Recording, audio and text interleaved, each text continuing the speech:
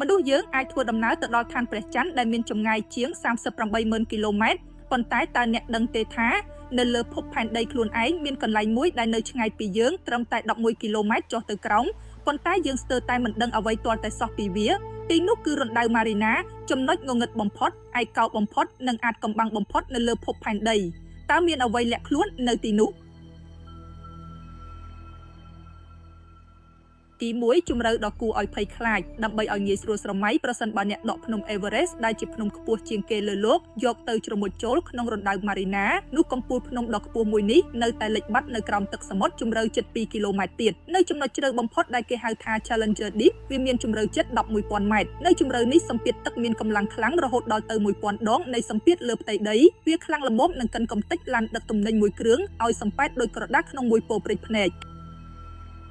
ទី2ជីវិតចម្លែកក្នុងភាពងងឹតគ្មានពន្លឺព្រះអាទិត្យចាំងទៅដល់គ្មានរុក្ខជាតិនិងមានសីតុណ្ហភាពត្រជាក់រហូតជាតកកទីនេះគួរតែជាតំបន់គ្មានជីវិតប៉ុន្តែការរុករកដ៏តិចតួចរបស់មនុស្សបានរកឃើញរឿងមិនគួរឲ្យជឿយើងបានជួបប្រទះនៅសត្វចម្លែកដែលវិវត្តខ្លួនខុសពីសត្វលោកទាំងអស់ត្រីដែលមានស្បែកថ្លាឆ្វេងមើលធ្លុះដល់ក្នុងងាវយក្សដែលរស់នៅដោយសារធាតុគីមីពុលពីភ្នំភ្លើងក្រោមបាតសមុទ្រនិងពពួកបាក់តេរីដែលស៊ីដុំថ្មជាអាហារពួកវាបានបង្រៀនយើងថាជីវិតអាចរស់រានបានទោះបីជាស្ថិតក្នុងលក្ខខណ្ឌអាក្រក់បំផុតក៏ដោយ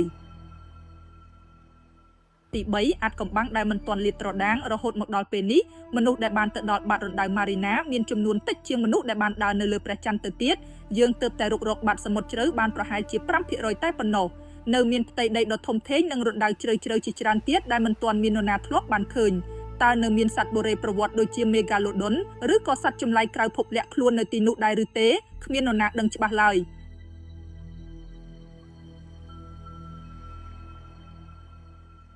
រណ្ដៅ Marina គ្រាន់តែជាផ្នែកមួយតូចនៃអាថ៌កំបាំងភូមិសាស្ត្រដ៏ធំធេងនៅលើភពផែនដីរបស់យើងតែប៉ុណ្ណោះប្រសិនបើអ្នកចូលចិត្តការរុករកនិងចង់ដឹងពីរឿងរ៉ាវអស្ចារ្យជុំវិញពិភពលោកបែបនេះទៀតសូមកុំភ្លេចចុច Subscribe និងចុច Like វីដេអូនេះដើម្បីធ្វើដំណើរទៅកាន់ពិភពអាថ៌កំបាំងបន្ទាប់ជាមួយ Octo Discovery ជួបគ្នានៅបេសកកម្មក្រោយ